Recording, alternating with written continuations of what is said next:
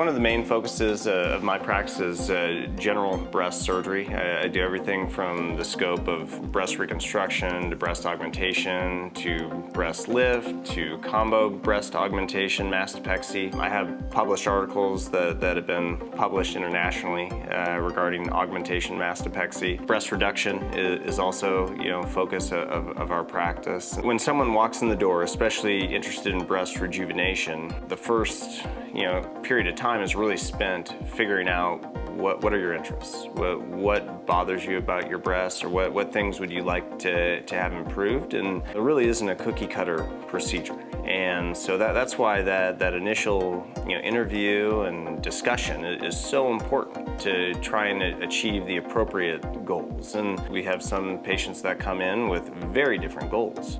Some patients say, I want to look very natural, and others say they want to be on the opposite end of that spectrum.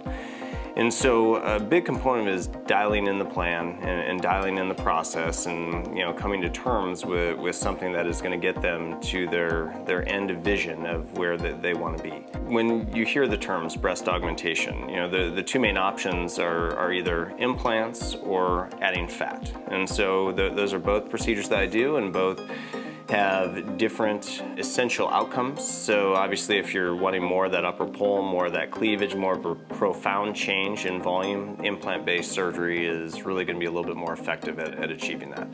If someone is saying, you know what, I'm not wanting to commit to implants, I want something natural, I just want a little bit more fullness, fat grafting is a great avenue for doing it. So then when we talk about mastopexy or lift, so conceptually the reason why we talk about doing that is to reset the nipple position. And some patients say, well, are you going to take my nipple off? No. A big component of that procedure is maintaining blood flow and moving the nipple to center it on the footprint of the breast. Or if we're doing it in combination with an implant, centering it as best we can on the basis and most projecting point of that implant. These are outpatient procedures. They tend to be very well tolerated.